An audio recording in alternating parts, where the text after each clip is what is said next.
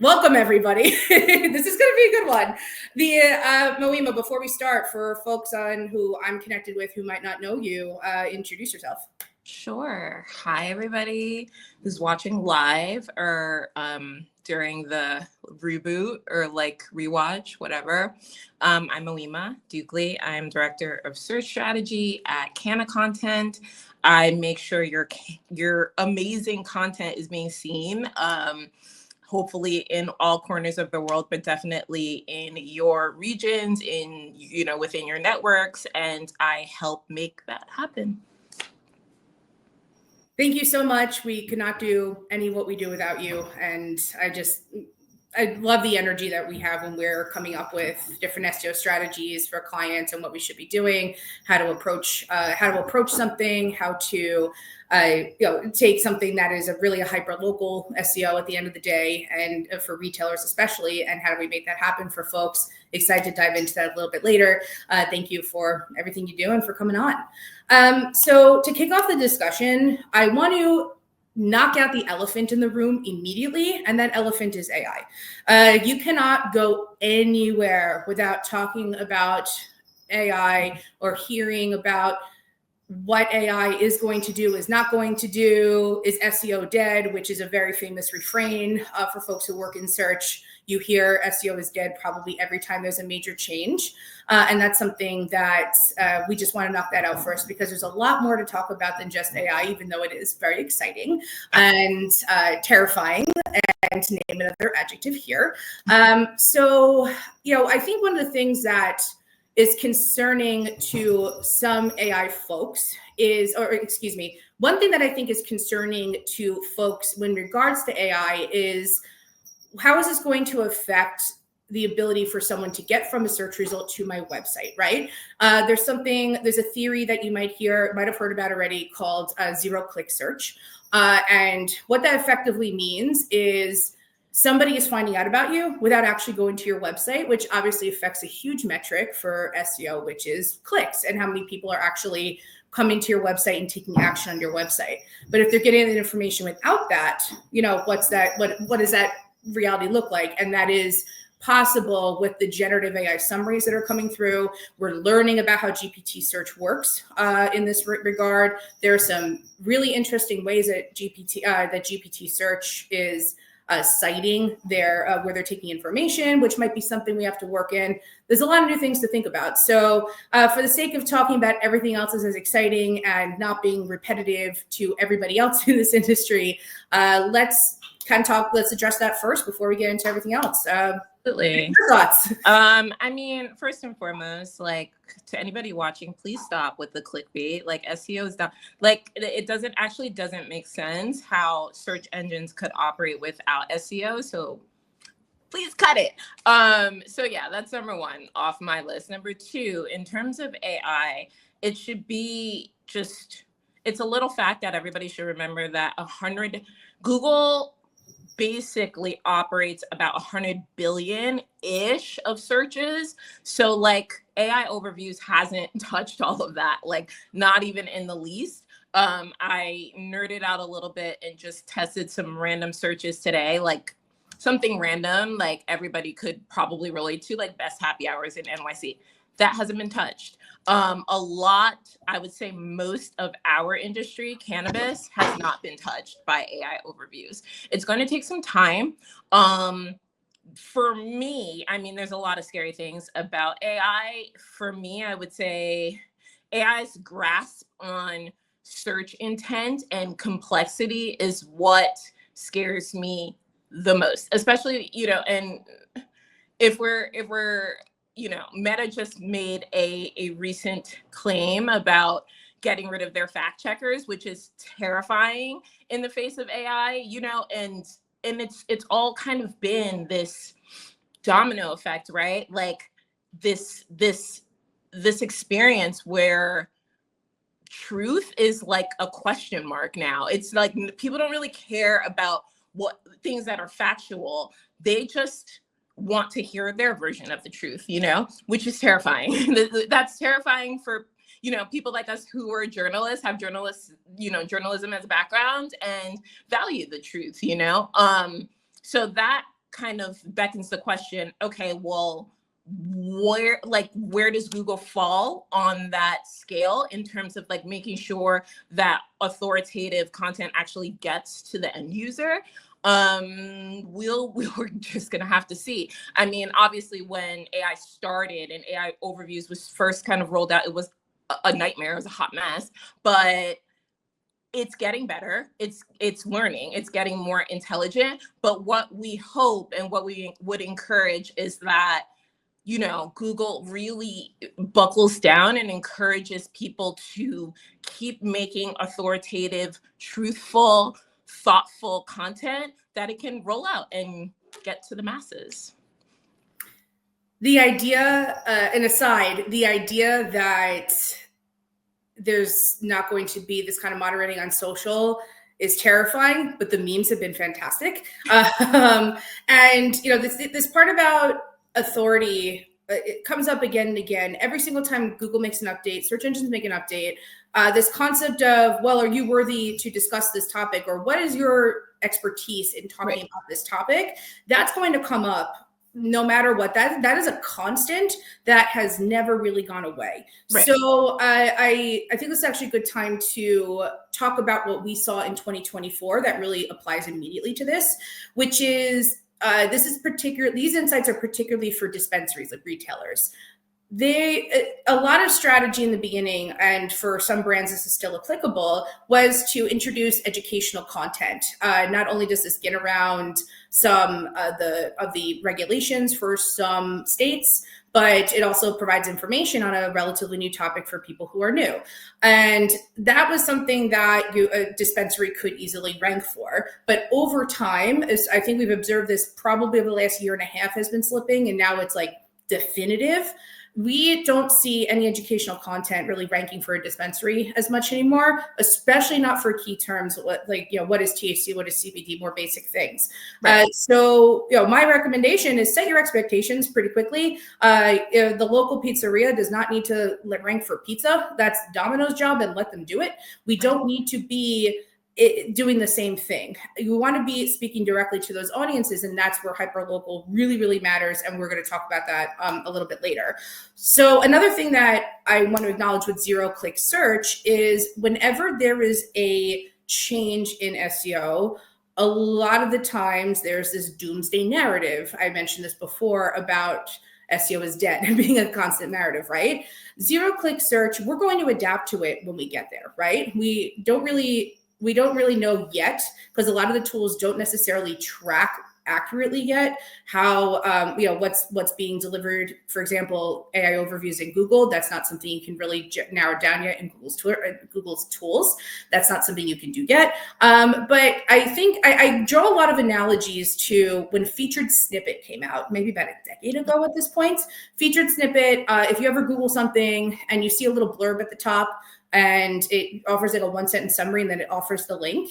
There was the same SEO is dead panic then, right?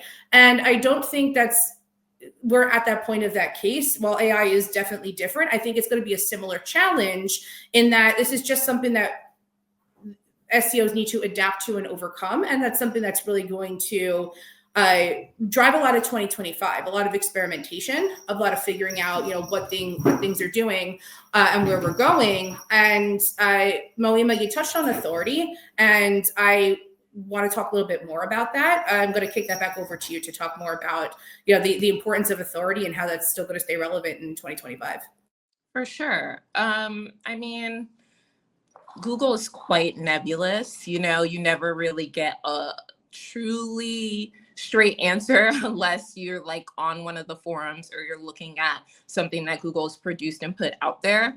But and even sometimes not even then. But like in terms of authority, I think that Google weighs quite a few different factors coming from several different sources, and then kind of measures from that what might ascertain to be the truth, right? So for somebody who is creating authoritative content, a lot of things factor into that. It's also not just the content, right?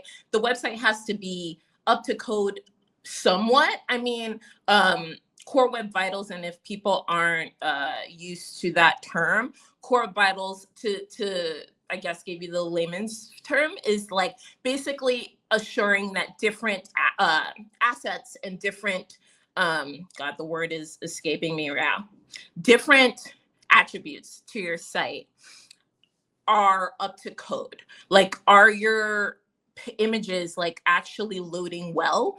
Are you running like a ton of JavaScript?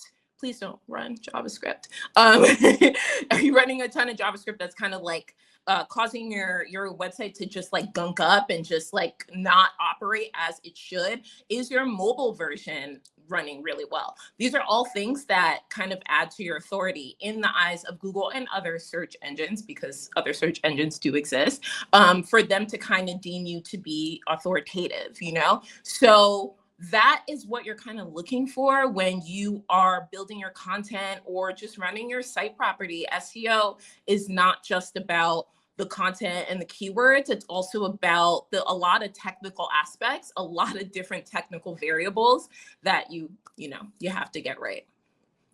And these are elements that are constantly in flux. These are things that are consistently changing and things that break easily sometimes. So this is why when someone talks about performing SEO maintenance on your website, these are the kind of things that we think about. It's the stuff that everybody reads and everybody sees, the on-page element. And then there's things that they really can't see of the on-page element, the code that Moeima is referring to, these other attributes they're referring to. These are the kind of things that we worry about and we think about constantly of how this kind of works on a website. So one more point on authority before we move on that I think is interesting to bring up here is what authority means when we're talking about a B2C context, business to consumer, a retailer or a brand, and a B2B context, someone who's selling software to dispensaries or financial services to dispensaries. We're talking about authority in a couple different ways. When it comes to a business to business application, you're talking about being a resource for people who have a pain point. And how is your solution the expertise?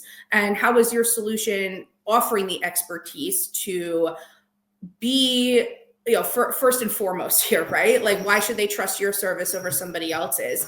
And it's not just you have a cookie cutter solution, you have something unique. It's about positioning yourself in that manner so it builds up a reputation that people can trust your brand.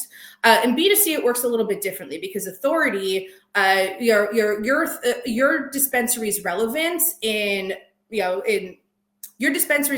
Plainfield, New Jersey is not going to be anywhere near relevant in Denver, Colorado. Why? Because nobody in Colorado is shopping in Plainfield, New Jersey, and vice versa, unless they're visiting or something, right? So that authority is defined a little bit differently. It's defined in a way of how am I relevant to this community and how am I relevant to the user, right? Because Google, no matter what comes, AI, not AI, whatever comes, Google is constantly pushing the importance of the user experience. And what that means is delivering results that are relevant to the person. So that's why if you're Googling, and I'll explain why we say Google in a second, that's why when you Google dispensary near me, the iconic term, if you're Googling that in Plainfield, New Jersey, or a town over, a dispensary in that town is going to show up. But if you're Googling 10 miles away, it's less likely to show up. Why? Because the search engines are offering things that are close to you because that's considered relevant to you at that time. Your intent is you want to shop.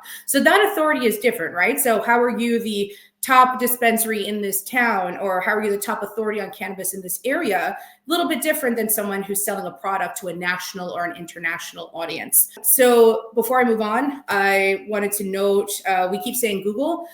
We say Google, there are lots of other search engines, and that is something that I want to talk about, the importance of diversifying the search engines that you are trying to raise your ranks on.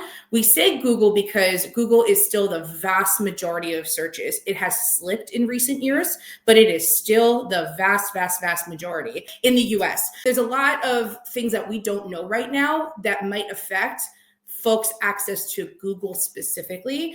Google has been in the midst of an antitrust lawsuit that might force them to not be the first option on certain products. That will likely impact how many people are using the product. They do have the advantage of brand relevance, right? We're sitting here and saying, hey, I Googled that term, when we searched it on the internet, right? So, but that is going to evolve, and it's going to continue evolving in 2025. Whether there's a generational difference here that Moeima, I think I want to hear your thoughts on this about the generational difference that is coming out with this, of who's using what for search. I think we need to prepare for a future where Google is no longer dominant. That can get it's similar, but there are different algorithms, right? Google's different from Bing, but Bing is it has its 5% of searches or whatever smallest percent it is, but it's still bringing in traffic. And if you're not paying attention to that, that's a lost opportunity that you're leaving on the table. So we are not just about Google in 2025. We're about expanding our reach and expanding our thoughts as to how people are reaching your website.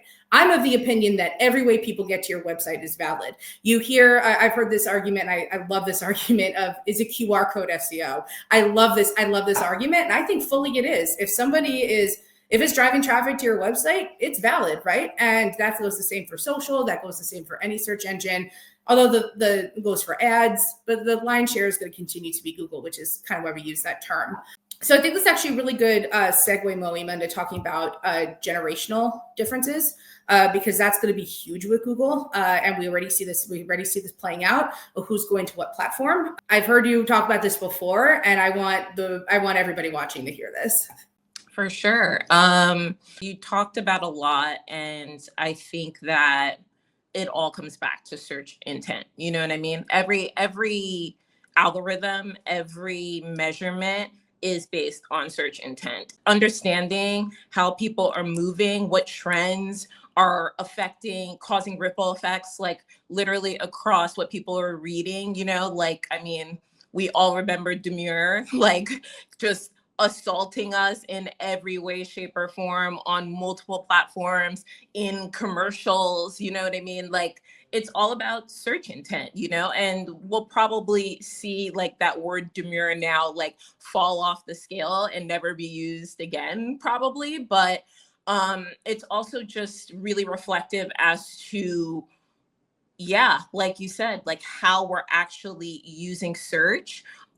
TikTok is a beast, they have their own search insights, which are really, really strong and just brilliant I'm a little biased because I think that TikTok is doing a lot of things right. I think that they understand the nature of people really, really well. I think a lot of different brands could learn from them, So what do you do every day? For a majority of Gen Z, or, I hate to break it down to a millennial versus Gen Z situation, but I do feel that generational interaction is really going to affect how AI is going to move in the future, especially millennials. I think, and I say that because we remember what it's like to not have the internet. We are going to be, I think, a lot more harsh in terms of what we accept as authoritative information. We're going to call bullshit and be pretty freaking loud about it because we can remember books. We can remember campaigns from the 80s, from the 90s that people might try to wipe away from the internet, but we remember, and some people have pictures, so it's I think that in itself, we will be an authority, going forward, and some Gen Xers as well, versus a generation that grew up on the internet and, interestingly enough, doesn't rely on Google at all. They're tell me, I see this all the time on TikTok. People be I actually just had this. I posted something about hair and someone was like, oh my God, well, what does that do? What do I need? All of a sudden I became the authority on this. Yep. Didn't think to Google it as I would have, because in my mind, I'm I don't know you. You could be lying to me. I'm going to just Google it and compare and contrast whatever it is somebody's telling me versus people who are just like, no, just like, I like you, I trust you, you're saying something that makes sense to me, tell me more. Which might be a reason why, Zuck is pulling so many fact checkers, because he's looking at that sort of consumer behavior from Gen Z and trying to play upon that, which is like, in my mind, very sinister. So what is really interesting on TikTok's like core insights, it works a lot like like in Ahrefs, for example, it works a lot like that. They have content gaps. They talk to you about what people are searching for, what content people are looking for that no one is really creating much of, which is awesome. It doesn't always necessarily work the way you want it to work, because obviously everybody wants to get tons of views and likes and shares. But I think that this is an algorithm that really just wants you to engage and wants to keep you on your toes. Now, if we connect that to Meta and what Meta does, what Facebook does, what Instagram does. And I say Facebook because if we're going to talk about millennials, I'm allegedly an elder millennial. Allegedly, I rebuke that statement. But I grew up on Facebook when I was in college, right? When it was nothing but college people. And weirdly, Gen Z is like making a comeback to Facebook too. It's like, it's becoming a thing for them as well. Like, especially Facebook Live is like really big with a lot of like Gen Z, Gen Alpha, which is really interesting. So that algorithm and how you search on that and how you engage and how you just I guess, participate in conversation and the flow of conversation is really interesting, because at least you can adjust your feed a bit. I feel like it's way more adjustable than Instagram is. Instagram, you're kind of just at the mercy of whatever 8 to 10% you see on your algorithm. And that's about it. And then you can look at other content, but shadow banning is a very real thing. And to be honest, I feel like Google also shadow bans. Like I've said this to you, that I have a theory that they shadow banned a lot of cannabis content for a while until they saw the need not to, and I say that in terms of like keywords that would be used in a more everyday basis. Like, for example, like herbs, herb grinder is also used quite a bit in cannabis content. But they would make sure, even though, let's say, a lot of people were using herb and thinking of cannabis, they would make sure those results will come in a little bit lower. Like you would have to dig in for those. That's just what I've seen. That's been my experience.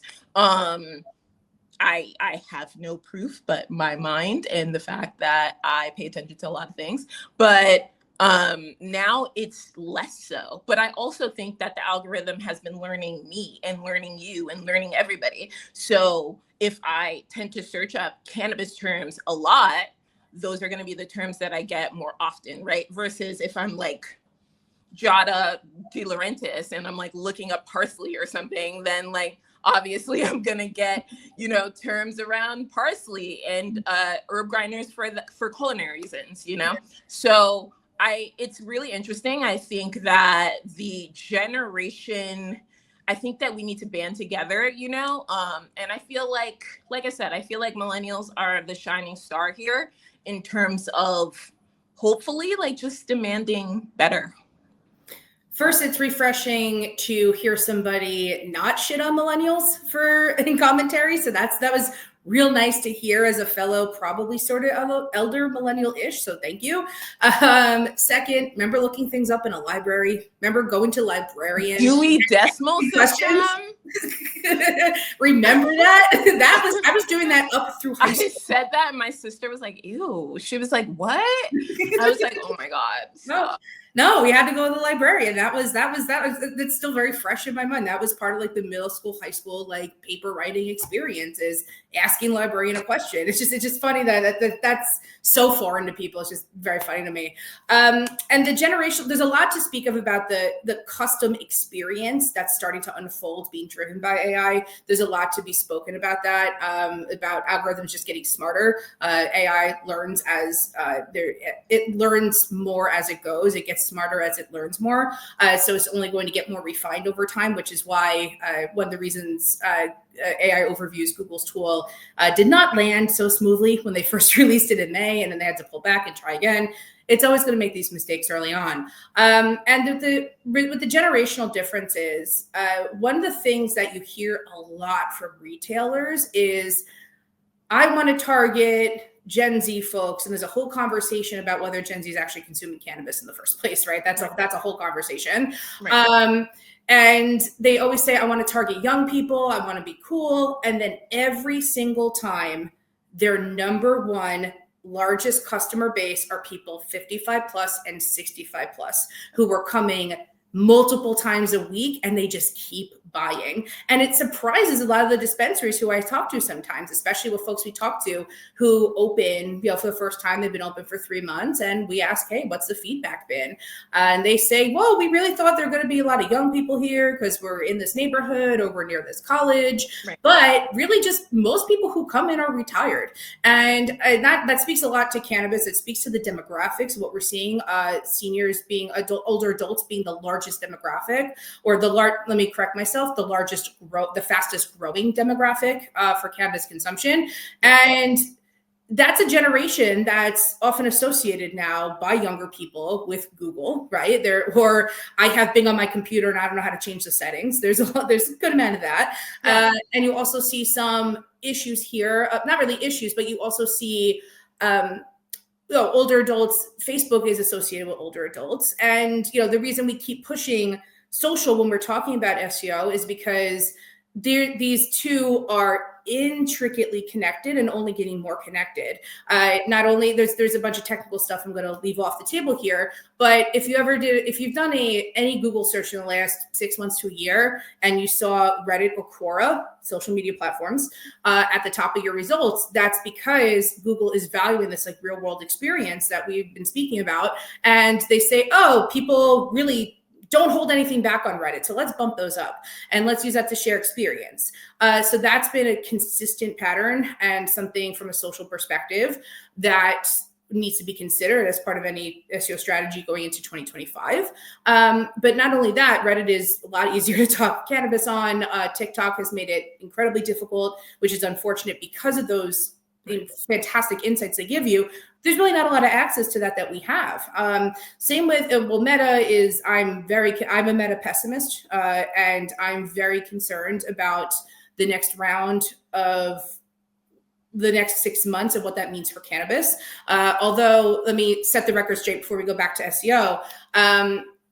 The Meta terms of service is now allowing cannabis content in an educational form for those who are 18 plus.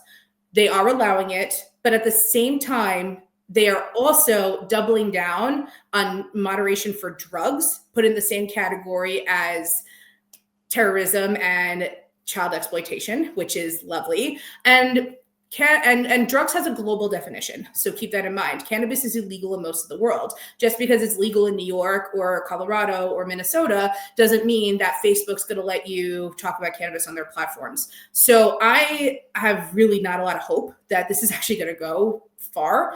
I'm a little concerned about it. There was an absolute onslaught of people losing their accounts in December, and I think that was a prelude to what was announced on Monday. But that all being said, the reason we talk about this in the same breath as SEO is because these two are so intricately connected. One is supporting the other. If you do a Google search for a certain brand, their Instagram profile is going to come up, their Facebook's going to come up, their LinkedIn is going to come up, and I love LinkedIn. That's a different story. It's all going to come up. It's all going to come up and help boost your profile and boost your own site, because the results are going to be about you. And this is specifically regarding branded search, meaning people already know about you and are searching the terminology for your business specifically. So, that being said, I want to just backtrack 2 or 3 steps, as I love to do. I love a river that goes into a tributary. And I really want to talk about, the whole 50s, getting a ton of 50s and upwards into your store when you're really trying to target Gen Z. Because my first thought was, well, maybe the people in their 50s are like asking their kids or like nieces or whatever, like, what the hell does this mean? Or like, oh, where do I get this? You know what I mean? So it's like, in my mind, I'm like, okay, so is that an opportunity for us to make content that kind of addresses that, right? Because Yes. that's a huge lifestyle flag. Not everything needs to be cannabis for seniors. I don't think seniors are Googling the fact that they're seniors. I don't think they're doing that. No. That is spot on. That is absolutely spot on about people asking like their niece or their younger cousin or whatever. That is absolutely happening. Or Highlight of my life. Highlight of my life is when a friend's mom texted me. She's like, "What's a zip?" And I'm like, got it. Amazing. I can help you here. This is awesome. And it's all about thinking about where that source of information is. And general SEO tip, if the conversations are happening in your sales conversations, in your sales pitches, on the show floor, in your dispensary, in the grow room, they're happening online, because I'd love to say that I'm the most original person on earth.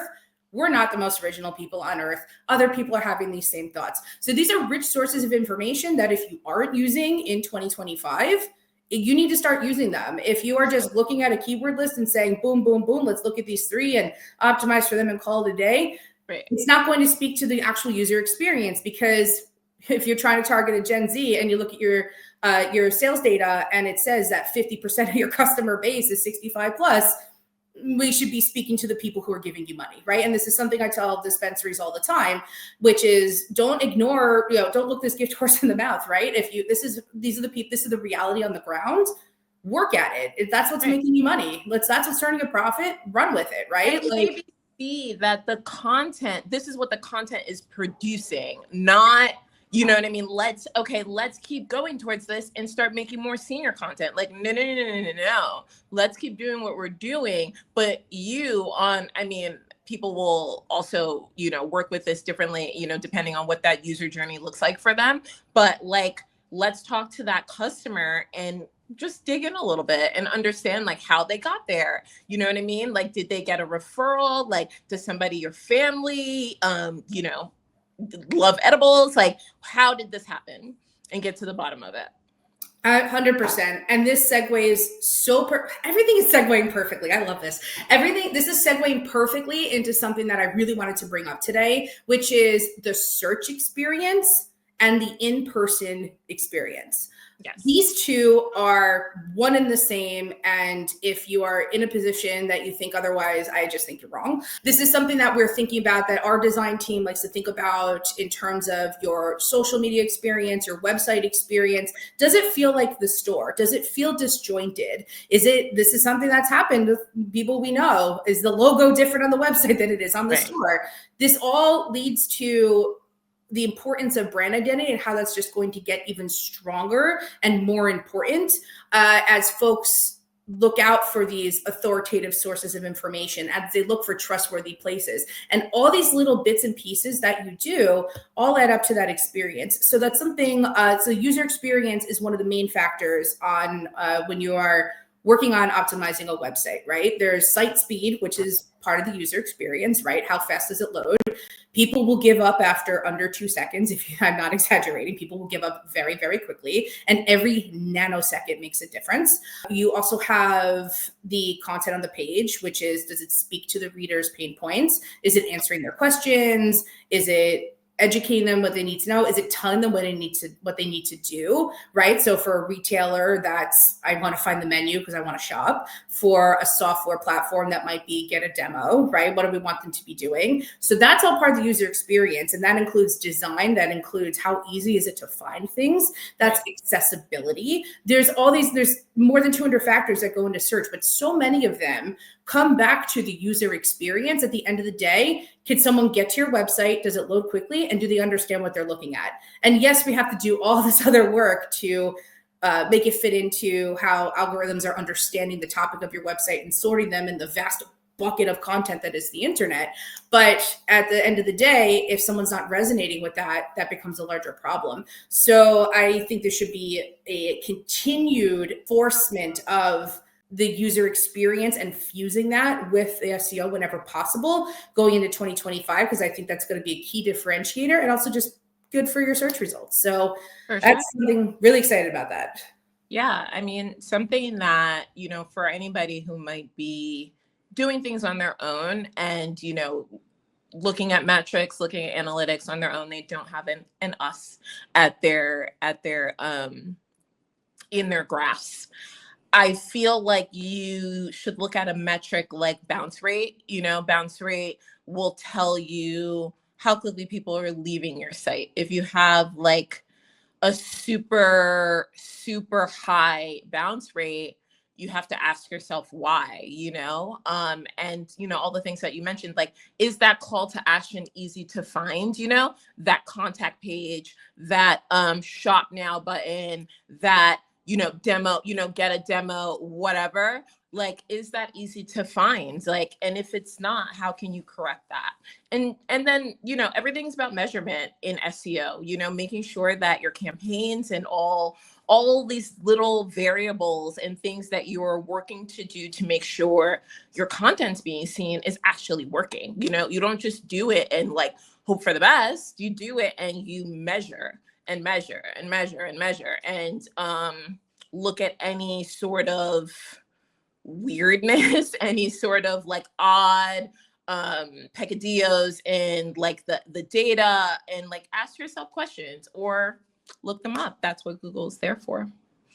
Lean into the things that work for you and your customers. For one client of ours, that's webinars. They do fantastic with webinars. One client does fantastic with email marketing. One really just leans on search and just runs with it. And that's just going to come down to how you're utilizing the resources you have and thinking smart about what you are doing. There's no need to force something that isn't working for you. If you only get one sale out of your text message program, why bother, right? So it's optimizing and uniting all of these factors so that they all are working together. Because again, the main goal here is drive people to your website, because that gets them one step closer to actually walking into the store, which and is giving yourself adequate amount of time, right? Yeah. To make sure that something is working or not working. We are basically in a situation where you don't want to be stuck in a situation where if you only give it 3 months and nothing happens, then you're just discouraged. Then it's discouraging. You don't want to be in this situation. And then you think SEO never worked for you, right? So that's why we always recommend a period like this, because it takes time to rank against other folks who have been maybe doing this longer than you, who might be doing this different from, within 6 months, you're probably going to have a major holiday, at least one.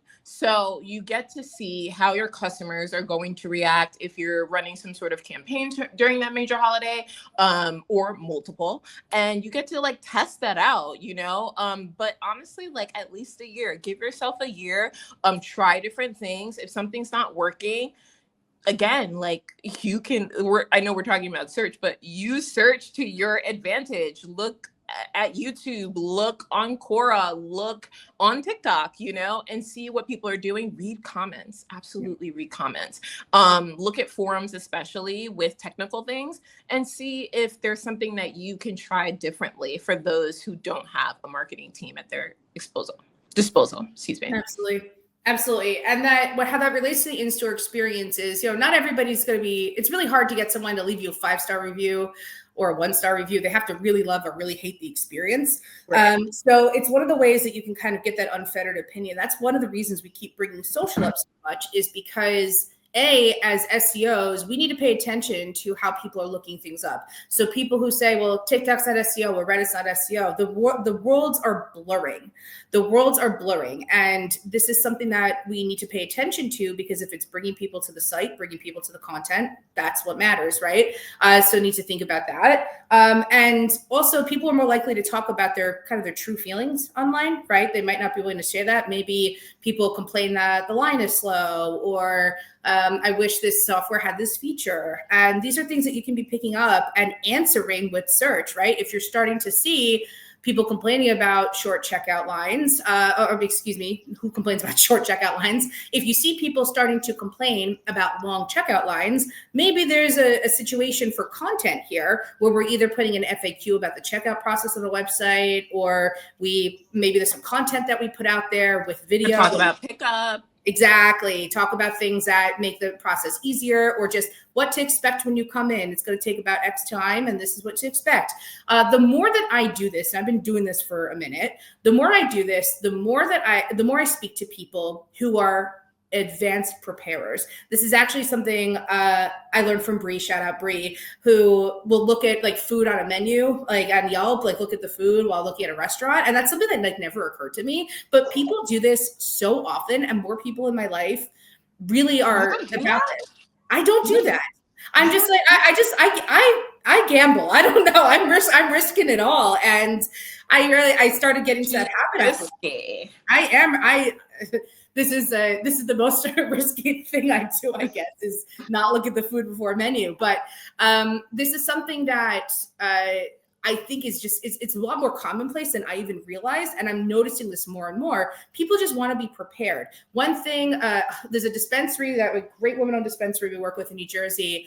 And I talked to their social media manager, and she said, people just ask about the parking all the time. And I'm like, that's a thing in Canada. New Jersey. In New Jersey, people want to know where the parking lot is. Yeah, we are so like psychotic, and I feel like one of the biggest, like if I could like run a study, I would I'm pretty sure that like Trader Joe's conversations about parking, like every single Trader Joe's that's ever existed, like probably ever existed, but definitely in New Jersey, gets talked about a lot. Like, and what's interesting is if you go to GMB, you can see on each profile, right, what is being talked about the most. So if you do have great parking, you'll just see like a little tab like parking, and you click that and you'll see all of the comments and all of the reviews that talk about parking. So that's a great point to bring up. AI overviews is coming to reviews. This is not something we have witnessed in the dispensary space yet, or other kind of cannabis businesses, but we are seeing it in restaurants particularly. Actually, Google's making a pretty strong push for restaurants, that you can go to the top of a restaurant with 200 reviews, and you could say, people talk about the ambiance of this place and great break. Right. So this is something that's coming. If it's happening in restaurants, which is going to be huge for Google and other search engines, it's going to come to dispensaries eventually. And that's where reviews become very valuable and really important. But these are all things that a customer is not going to walk in and they're going to say, how's your experience? It is very unlikely the customer is going to say, you had a great parking lot. Like, that's likely not going to happen, right? But are they going to put that in their review? Yeah, they might put that in their review, or someone's going to complain about it on Reddit and they can respond back to that, right? So it's things like this that add up to the consumer experience that play into search, because this is going to make or break almost literally almost everybody. Doing my best Rob Lowe in Parks and Rec impression, literally almost everybody is Googling before they come to you, or searching on the internet. Let me be accurate. Yeah. Almost everybody literally is searching on the internet before they even decide to step foot. The percentage is something like 97 according to most estimates, which I don't know how they get that number, but it sounds right to me. Yeah, that feels right to me. At minimum, you need an address and you need maps to get there, right? So I think that there's some aspect there. So this melding of this melding of this, where SEO comes in and the real life experience of somebody comes in, that is something that you need to think about. So if you are working on a website and it feels sterile, if the website feels like you just put a couple of cannabis dispensary, weed, marijuana, and that's just like what you put on, that's not optimization. You didn't speak to the consumer experience. In fact, the consumer is going to read that and go, okay, and now what? What kind of dispensary are you? Where are you? Also, are you okay? Because like what you know? We get it. We know, and Google, I've been saying this for years, Google knows cannabis and marijuana are the same thing. We do not need to be repeating things. We do not need to be putting dispensary near me in your top of your website. We do not need to be doing this. Search is smart enough to understand context in this way. They completely understand this. Also, like, this needs to be said, like, on average, this isn't everywhere. It's on average, most people do not search weed or marijuana and then put a zip code. Like, that's not a thing. People will say, yes, like you said, dispensary near me. vapes near me, edibles near me, where can I get some great, something like, or talk about strains, or talk, indica, sativa, like something like, or what usually happens, I feel like, is like cannabis is still quite word of mouth, you know what I mean? Like, so you get a people who recommends, if I visit somewhere, like, for example, when I went to California, like the first time I ever went to a dispensary, I did Google, but I had some friends and I was like, where should I go? And they were like, oh, just use like Weed Maps and you'll be fine. And I'll find like whatever is closed. Mm-hmm. And then Weed Maps is a whole other conversation. But like, I was just like, okay, so in my brain, I was like, okay, well, I'm going to look at reviews. I'm going to look at like everything. Well, not everything. I'm going to look at a couple of things and see what looks cool. And then I'll see like things that I need, like delivery. I'm going to see like who has really good pre-rolls. I'm going to see maybe if I need a grinder, maybe I need lighters. Like not everybody's going to have the same inventory. Then you start looking into what they have, like what's available to you and where you are, and then match that up with what you need. Absolutely. And talk about the brands that are in your stores. People are very aware of brands. There's a lot of brand loyalty developing.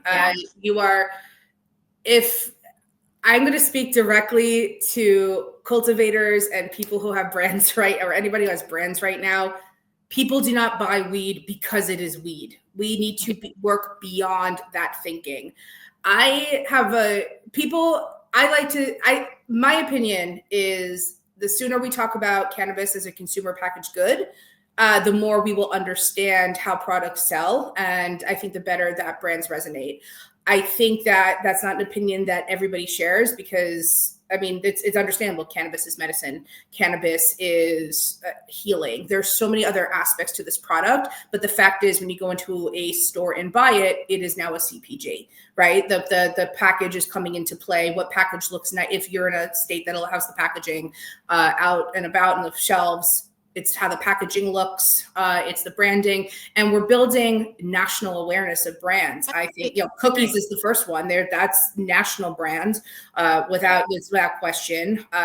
It's Wana brands, which is I would call national. I call Kiva national at this point.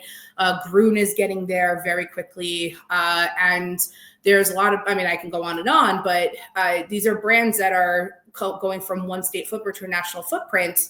People are looking them up because they want to buy them at your dispensary. So why take advantage of that, right? And that's something that we've had a ton of success with over the years is understanding what people want to buy and tapping into that, right? And strains, as you mentioned before, is part of that as well. So this is all consumer experience. The more we talk about what to expect, the more we talk about how somebody navigates the space, and the more we talk about what somebody can expect when they walk in is going to be, primo. It's going to be excellent. I want to touch on that too. Yeah. Like really quick. Yeah. Like, not just the store, right? But then it's the experience. That just happens to be something that is so unique to cannabis versus other types of like consumer goods. The experience is what keeps you coming back. Like Wild is one of the first brands that I ever bought, and now I always buy Wild at least once if I can find it in the dispensary, and usually I can find it, and because it made such a great impression on me the first time that I still buy it now. Should have seen my excitement text to Adam, shout out Adam, when I found that Wild was doing a CBC product. And I'm like, you gotta find it. I was so excited. And that was the same situation. Wild was probably one of the first products I ever bought as well. And that was how long ago? And I still look for it. I mean, I know where it's available, where it's not available, because we live and breathe this stuff, working on it daily. But I always look for it when I can, because that brand loyalty started young, and that all comes back to, again, the search experience. People are looking for the brands. People are looking for specific strains. The consumer is becoming more sophisticated. There's always going to be people who are brand new to weed, and we're always going to be taking care of them. But there are people who need to try something new, or they had a bad experience and they want to try something different, or going for effects is huge and has been huge for a long time. And catering to what people are actually shopping for and how they're shopping, instead of just kind of generically being like, here's some weed, buy it. And that's the attitude of a lot of retailers that I have spoken with over the years. And well, it's not the year 2000. We're a quarter way into the century, honey. Oh, don't put it that way. Oh, which no. is insane, right? Oh, no. Which is insane, but it's true. And I mean, it's like, it's so interesting that you say that, because I mean, New Jersey, New York, we're fairly new to like the cannabis experience, like to be so readily available. But like Colorado, California, Washington, they've been doing this for a long time. They're not new to this. They're true to this. So like, you know, I think that anybody who's getting into the field, they need to understand that people are pretty well versed on what they like. Like, I mean, now that like I've had like cannibals, like 15 minutes, like edibles, like I'm obsessed now. Like now I'm like, I don't want anything. Well, that's not true. I want a lot else, but like I really like it, and I'm a big fan. So anytime I see a low dose seltzer, that's me. I stopped inhaling a while ago. I'm a low dose edible girly, and I love a drink that's not filled with 50 grams of sugar. So whenever I see that, I have a great time. Want to touch on video real quick before, because we're coming up on an hour, and I have an audience question that I do want to answer at the end. Video is a really interesting topic because YouTube is the second most searched platform after Google, last statistics I looked up. And it's a huge market, and one that is kind of difficult to navigate with cannabis. But there's no question that video performs differently than text on social media platforms. It performs differently on search. It's different ways of optimization. It's different algorithms. Where do you see video going in 2025? You're a bit more in the video world than I am. I mean, like, make some cool stuff that keeps us like, because listen, you got 2 seconds, all right? You have 2 seconds to keep me watching. So like, make something cool. I think that across the board in consumer brands, people are just having a lot of fun with videos. I'm seeing a lot of things with like stop motion that is freaking awesome, and just like animation, like get crazy with it. And also, again, this goes back to that search intent, user behavior. Like, what are people asking about? If you can create a video about, okay, like I was just talking about 15-minute edibles, like kicking in. Okay, what was the experience versus what is the experience now? Like, can you actually be able to capture that on video in a way that's interesting, that will hold people's attention? So you're able to not only educate them, right, but entertain them, because these days, like, it's a circus. Everybody wants to be entertained. Like it's really, it's a weird world, but unfortunately, most of us really stop. I mean, it's not that new for those of us who are writers and yes, used to clickbait, but like, I feel like in the TikTok age, you stop when something either disgusts you, shocks you, or like warms your heart, you know? But usually it's like, unfortunately, like negative stimulus that really holds people's attention. So can you like draw somebody in those first 2 seconds, and how do you keep them there? So like video is going to expand for sure. And I mean, to loop back to AI, there is some really cool programs that are working with AI that are just making incredible, like Prequel is a really cool app that like I'm obsessed with. And there's another one I downloaded the other day that just is interesting called like Mojo, I think Mojo Video. But you are able to put your products in, and it's one of those situations like you can easily like adjust your background, but like with AI, you can take that so much further. You can like create like literally like you're limitless in what you can do. And then you add in text, because text can be a part of the video experience for you, right? Like maybe you're alerting people to, you know, it's like a storytelling, like chapter 1, blah, blah, blah, blah, blah, blah, blah. You know what I mean? Chapter 1, just ate an edible, you know what I mean? Maybe you're getting on a I shouldn't be talking about this, but like, because I have a flight tomorrow, but like, but like maybe you eat an edible, you know, you're headed to your flight, and maybe in the olden years, it's like it kicks in at the exact wrong time, you know, versus now where you can time it so much better and you can eat an edible and you're not like losing your shit or falling asleep because the gate has now delayed and you're like drooling, and like when you intended to just be sitting in your seat, right? Not speaking from experience. No, not at all. Not speaking from experience, but like, you know, like, and it's you're able to make life art like at any time, right? So that's what video is. I feel like this is something that everybody, it's a touch point. It's a touch point that everybody should engage in and with, just like social is a touch point that everybody should engage in and with. I think what we're looking at Meta, so Facebook, Instagram, Threads, Blue Sky, Twitter, these are all platforms that really support a lot of video. YouTube is, you know, obvious, but TikTok is obvious.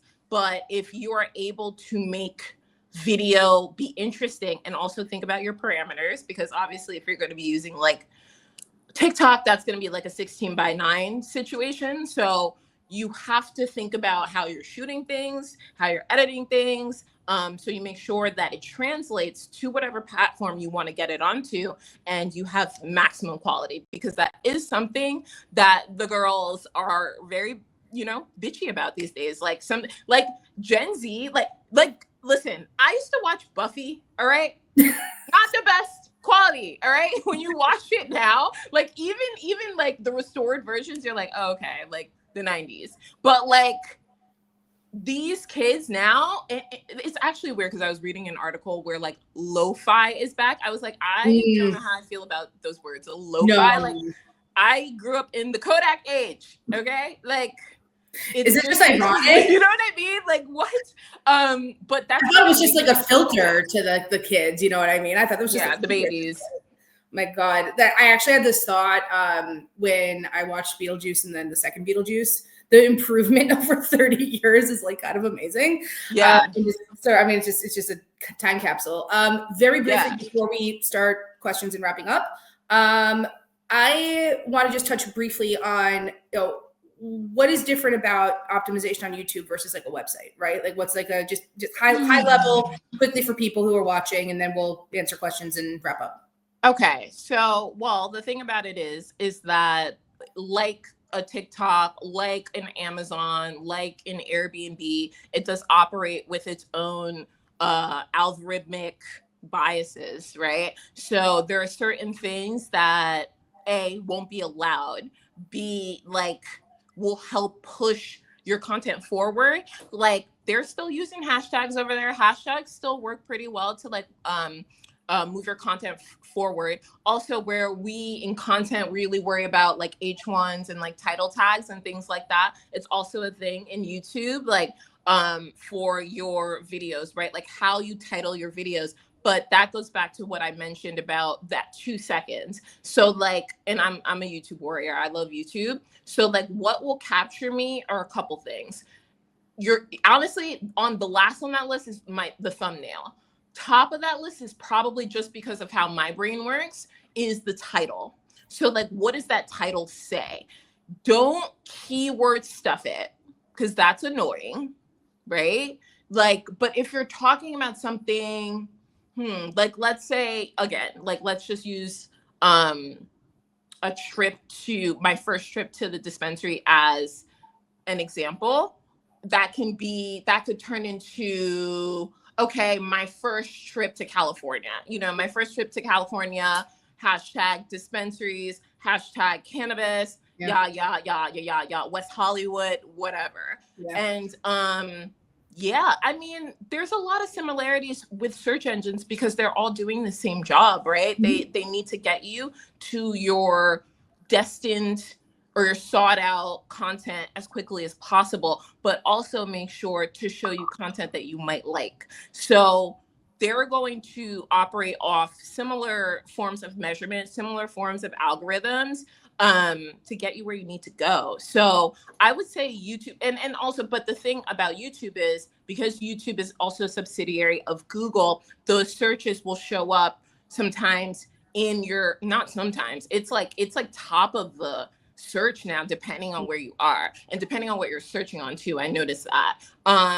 Depending on what you're searching, you will get an abundance of videos because, again, like Google is now recognizing that the kiddies, the girls want to get the girls, they want to see the videos now, you know, like they want to see video. So sometimes you get video first and then you'll get like text results. Yeah. Again, this all depends on what you're searching. But YouTube, like it's interesting because like Google doesn't even always push YouTube's first. Like sometimes I see TikToks first, and I'm assuming that's just because from the sheer volume that in traffic they're getting, you know? Yeah. So I'm starting to see in search, I'm starting to see features where they're pulling like videos from Instagram or TikTok that's coming up for some searches now. So that's definitely, you know, YouTube falls under that. YouTube's been coming up longer, but falls under that. And one minor other thing to pull up is if you adding video to your website, which asterisk, we can talk about the technicalities of that for a long time. But when the goal of the web, when you bring somebody to your website is to keep them on your website as long as possible, right? And video is one way to do that. Images are one way to do that. And that's image optimization is a whole thing. And one of my favorite things about this is you can use a video multiple times over. You're going to see this clipped a bunch of times. You're going to see this blog. You're going to see this repackaged, repurposed in a bunch of different ways. And storied. Exactly. You know? Yeah. Optimized for search and put on YouTube. And that is part and parcel of how much value can we get out of everything we're creating, because that's, again, all benefit search at the end of the day. With that, because we just hit an hour, I got a question from the audience from Nicole Sibilia that I thought was awesome. And I really want to talk about this. She asked how single location operators, like people who only have like a single dispensary or only operate in a certain, only operate in one state, an SSO, how can they compete against MSOs who got to their location first, right? MSOs they're much larger organizations. They have many more pages on their website. A lot of them are older in general, just they've been around for a long time, which plays into that factor. And it could be difficult for a single location to compete against someone who has that kind of oomph behind them. So I have some thoughts on this, but I'll let you go first. Sure. I mean, again, right, it's dominance. They have dominance for sure, for all of the reasons you just mentioned: age, traffic, authority. But what we have noticed in our journeys with, working with a lot of SLOs is that they get a little lazy because of all of those reasons. Like they're not really interested in doing the work to like community build in terms of like content and education and things like that. They may, do that. It may be as they see their competition build, it may be something they think about doing later. But from what I've seen across different regions in the US, it's not the forefront of their mind. They do have foundational content, but it's not something that is ever revolving. So that in itself gives you a lot of space to just build your community, research what your people like. We've seen such interesting things in terms of the differences, right, between like New Jersey is an extremely densely populated city. NYC is kind of an anomaly when you're talking about New York. Like New York State does not operate like that. Like, like New York is, interestingly enough, really into edibles. Like edibles is such a thing. Like THC drinks are such a thing. But like in New Jersey, we'll see like vapes like be so strong, like across various counties. So if you know that, start getting vapes, start stocking up on that inventory, start talking about vapes, start creating promotions and campaigns around vapes. and maybe you're even having events. Like, this is about establishing multi-touch points, right? Like, it's social, it's in real life, it's maybe a newsletter, it's a couple different things that you touch upon, and that can help you compete to, like, sky's the limit, you know, like whatever it is that you're trying to attain. I also do think that as you are kind of understanding your customer and understanding your region and because region is a huge function, it is a huge facet.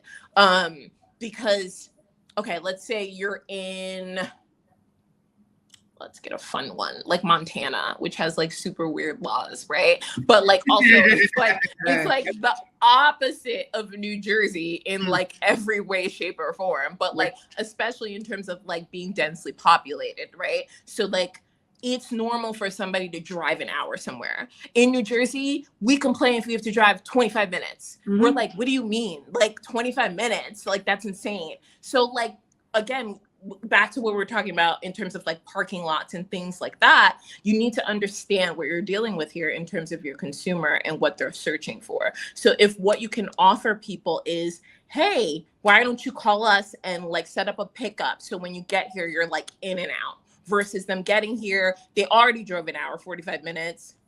Like, do they want to spend another 20 minutes? Maybe not. Maybe they just want to grab things. And maybe you can suggest like an awesome, I don't know what they do in Montana. I don't know, donuts. I don't know. I literally just made that up. But like whatever they do in Montana, bison, whatever, maybe there's somewhere cool for you to go while you're here. So you make that drive worth your while. That is just showing people that you care about the customer, you care about what happens, you want to serve them as best as possible. You hear the buzzword hyperlocal SEO going around a lot, and I think it's 100% correct. That's one of the predictions that I'm hearing, that I'm like, yeah, that's 100% spot on. That the more relevant, the closer things are, the better it is. So my head on this question went exactly to what you said, Moeima, about basically curating the hyperlocal experience. That's exactly where my head went as well. The advantage that an SLO has, or even an SSO has, is they have the time and attention to devote to 1, 2, 3, or 4 places, and not to 75 places. And that is your secret weapon. Yes, it might be a little bit harder to push against a website with such size and such force, but the fact that your dispensary is more involved, or can be more involved in the community, the attention's not split in 20, 30, 40, 50 ways.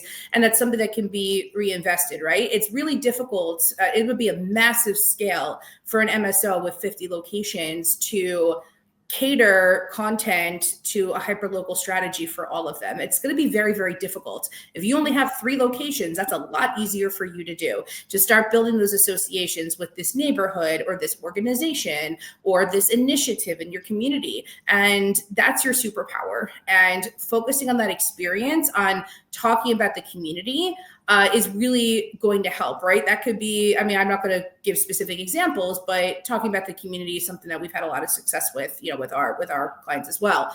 The other thing to keep in mind here is, I think it'll feel more authentic coming from an SLO, and I think that's going to make a big difference as well, because if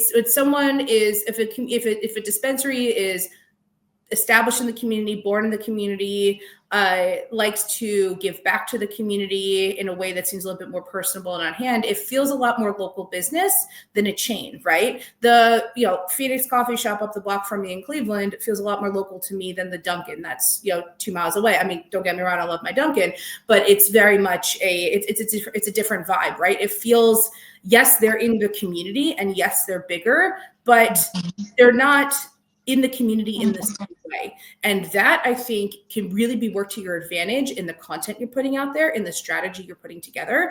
And I think you can really create a home run with that. For sure.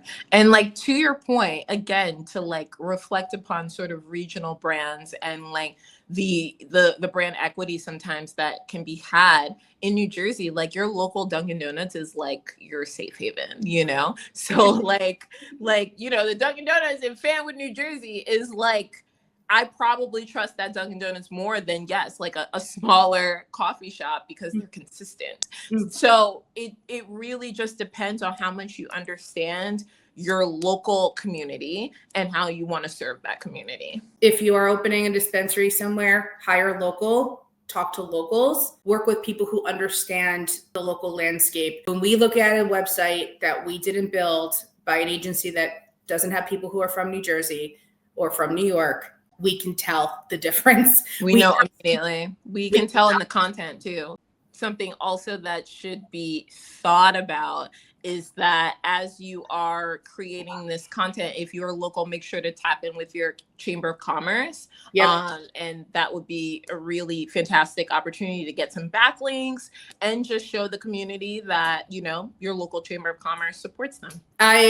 Years ago, when we first started out, I was recommending to folks, do the sponsor a highway. Why not do it? And I see dispensaries do that all the time in New Jersey now. And it's just like, oh, that's awesome. Like you're actually like you're putting your logo there and that like give back initiative. Fantastic. Like that, just really focus on the community.